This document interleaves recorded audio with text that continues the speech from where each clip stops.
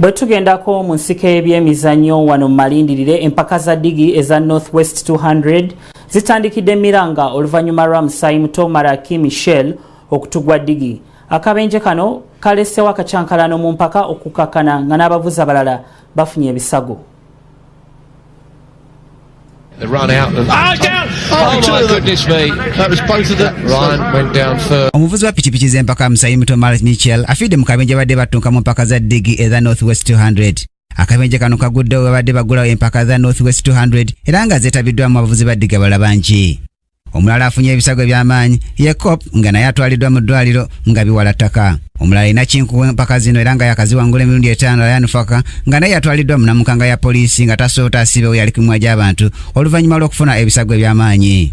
Nakinku empaka zino Faka nga yakaziwangula emirundi 5 yali yawummula omuzannyo guno mwaka gwa 2012 oluvannyuma lw'okufa kwa kojjaayo Trevor Ferguson mu kaseera ke kamu nga yeetegekera empaka za Max Grand Prix. Wabula oluvannyuma mu mwaka gwa 2014 Faka yakoma mu lwokaano era nga yawagirwa nnyo famire ye.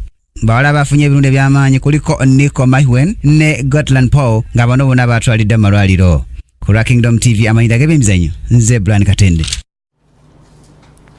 Kampuni ya Epsolin Uganda yewangudde akalulu k'olugendo lw'e Dubai ne Abu Dhabi okulaba obumotoka obumanyiddwa nga Formula 1. Akalulu kano kategekeddwa kampuni ya Stitayers ng'era ketabiddwamu amakampuni agawererako ddala. Munnabyamizannyo Brian Katende katuwe ebikira ku bino.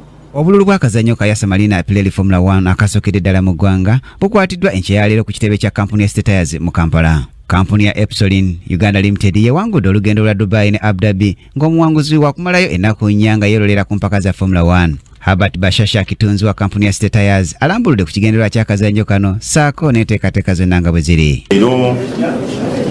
Tufunye omuntu asoose okuyitamu ogende ya Marina ate n'abalala 7 ne tubawa ebirabo ebirala era tujja kuba tukikola buli mwezi. Ekitulaga nti Formula 1 ng'omuzannyo mu Uganda gutandise okukulaakulana.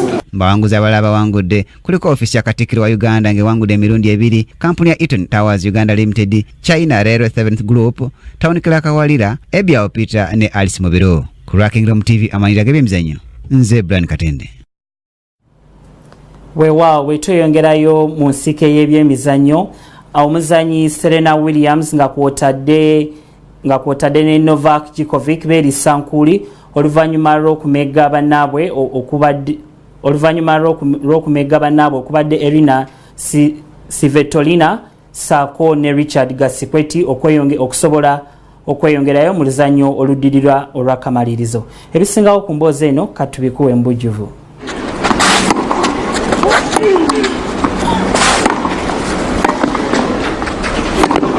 Bannakinkuba omuzannyo gwa tennis Serena Williams ne Novak Djokovic batuuse ku luzannyo oludde olw'akamalirizo newankubadde nga baataganyiziddwa namutuka w'enkuba afudde embya mu kibuga Paris ekya Bufalansa waddekeddwa empaka zino eza French Open ez'omulundi guno.